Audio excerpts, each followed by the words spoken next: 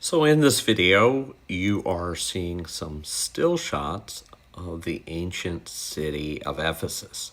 And you might remember that in my last video, I said that Ephesus used to be a port city, but that port filled in with silt. After a couple of times of trying to dig the silt out and reclaim the port, the ancient people of Ephesus eventually gave up and moved to what is the now modern city of Kudüs, Turkey, leaving behind one of the most complete set of ancient ruins that we have of any ancient city. But walking around this ancient city just reminded me of the very real fact that human beings and human civilizations and human cities, no matter how great, are mortal.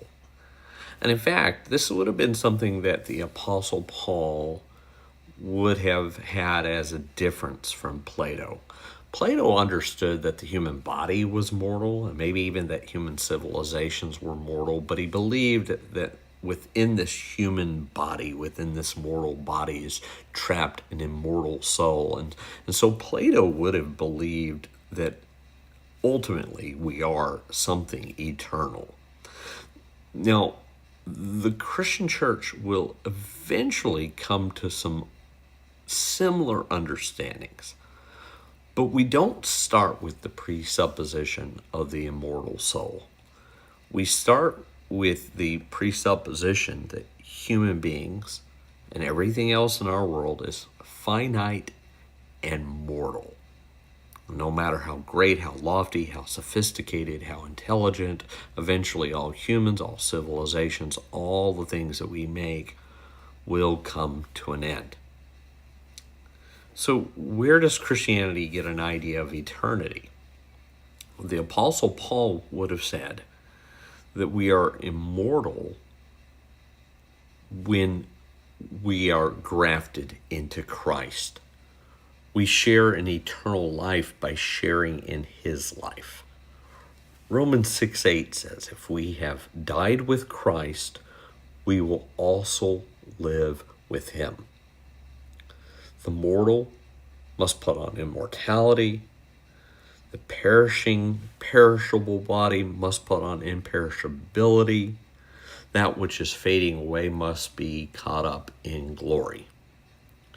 We tap into and become something eternal by sharing in the life of Christ. That would have been a very, very different idea than Plato's idea. I think he and the Apostle Paul would have had some very, very interesting conversations. Walking around Greece, one of the things that Greece is dealing with currently is one of the lowest birth rates in the entire world, and there is a real danger that within a century there will be very little left of Greek culture and the Greek people. Now, that is not unique to Greece, and even in the United States, we're starting to see falling birth rates. But it's all a reminder that all of these things, everything human, is temporary, unless it comes to participate in the God who is the same yesterday, today, and forever.